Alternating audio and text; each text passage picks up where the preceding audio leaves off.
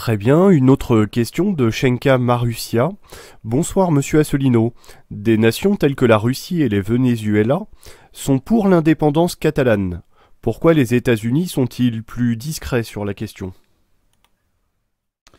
Alors, l'affaire de la Catalogne est un parti retombé parmi les priorités de l'actualité. En fait, l'espèce de coup de force qu'avait voulu faire Puigdemont a fait fiasco. Euh, Moi, j'ai le sentiment que il n'y a pas eu, en réalité, une des raisons pour lesquelles il y a eu un fiasco, ça a été la fermeté bien tardive du gouvernement de Madrid, et puis aussi le fait que les autorités américaines, sous la houlette de Donald Trump, n'ont pas poussé l'avantage comme elles auraient pu le faire du temps.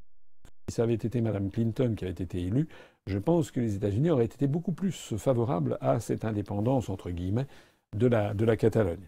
Voilà. Pour le reste, que la Russie, que le Venezuela aient apporté leur soutien aux indépendantistes catalans, à vrai dire, je ne le savais pas. Mais finalement, c'est un peu de bonne guerre, puisqu'ils estiment probablement que diviser permet de régner, et donc tout ce qui permettra de diviser le camp occidental, finalement, sera bon à prendre. Donc c'est comme ça que j'interprète cette affaire. Un dernier mot quand même sur la Catalogne. D'après ce que je lisais là, ces jours-ci, aux dernières nouvelles, M. Puigdemont, qui toujours est réfugié, si j'ai bien compris, en Belgique, a dit que finalement, maintenant, il voulait sortir de l'Union européenne parce que voilà, c'était un groupe d'États obsolète, ou je ne sais plus ce qu'il a dit. Donc en réalité, on a l'impression que ça part un petit peu en vrille. Peut-être que M. Puigdemont et les gens qui le soutiennent ont été déçus par l'absence de soutien massif auquel ils s'attendaient venant de la Commission. L'affaire est quand même à suivre.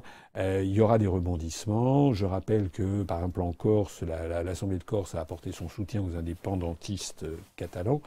Et je rappelle ce que j'ai dit, c'est-à-dire que toute cette affaire s'inscrit dans la politique des euro-régions.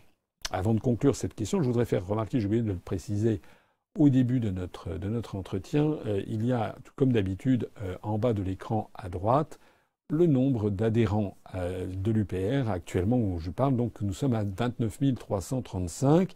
Je lance, comme d'habitude, un appel à toutes celles et à tous ceux qui m'écoutent pour sauter le pas. C'est le moment. Sautez le pas. Vous verrez aussitôt le compteur s'incrémenter à chaque adhésion complémentaire. Et je reviendrai sur ces questions d'adhésion. Elles sont quand même très importantes.